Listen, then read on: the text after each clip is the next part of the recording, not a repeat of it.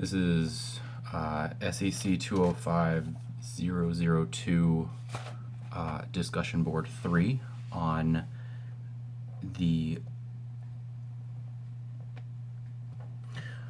on learning and how to accommodate for various learning styles.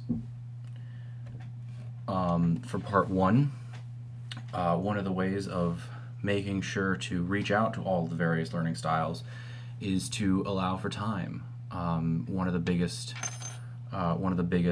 things in classes nowadays is that they are extremely large sections of time, and making sure to stay moving between different topics is key. Something that would go on normally in my high school, at least, was that teachers would focus on one style. Like history teachers would only lecture, math teachers would only make you apply the learning straight onto the paper. English teachers would only make you write and read. But what I'm noticing, especially in my placement right now in Laney High School, is that some teachers, especially the newer teachers, are making use of all of the different learning styles in their classroom, and as they change from one topic to another, they go from starting the day, especially in my civics class, which is an on-level class, she starts the day with a video, the CNN student news, to get to key into the visual learners and the auditory learners and make sure that they're started off strong with something that they can watch and something that they can listen to and apply afterwards. She has different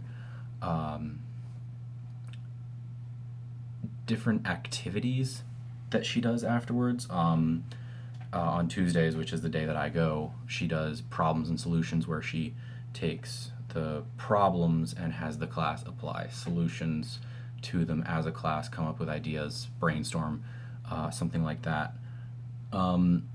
And then she usually moves into notes, which is more geared towards visual learners, because she has a PowerPoint, or auditory learners, where they're listening to what she's saying and making sure that they are always understanding what she has to say.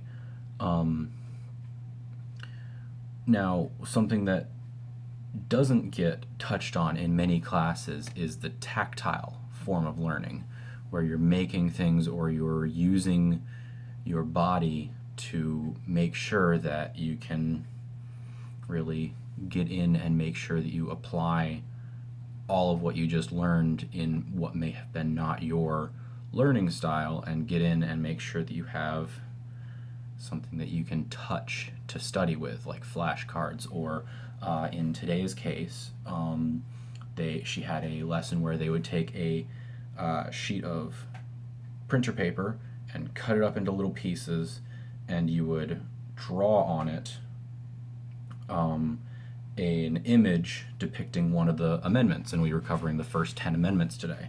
And you would have it and you would glue it to your notebook. She has them make notebooks so that they have a good way of keeping everything all together.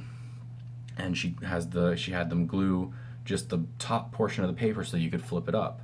But that little craft that she was working on with them would really apply to those tactile learners. Another way that she has reached out to tactile learners, and leading into part 2 of the discussion, is visuals, and graphic organizers, making sure that you can have it can hit on all 3 of the different learning styles in this way of organizing things that isn't just taking down notes. You're still listening to a lecture, you're still reading the notes that you're applying for it, but she had, I think it was yesterday or last Friday, she had them cut up little pieces of paper that you would glue into a organizer that had 3 sections. That was the enumerated powers, and whatever the 2 other powers that are outlined in the Constitution, the ones that are meant for the states that are outlined in the Ninth and 10th Amendments.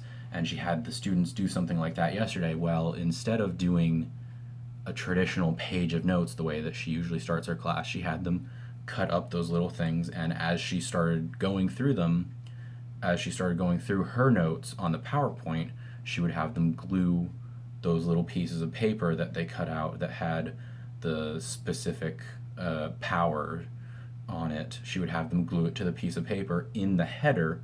That way they have something to look at that they were actively creating, that they were actively making, that would be a good way for them to study. And all of these things, I know I'm touching on a lot of the things that my teacher is doing, but she is a product of Watson School of Education. She's a product of only coming out of the program 3 years ago and going right back into the high school that she graduated from. She puts a lot of effort into the high school. She puts a ton of work into her students because she knows what the student body is like, because she was just there 7 years ago at most. And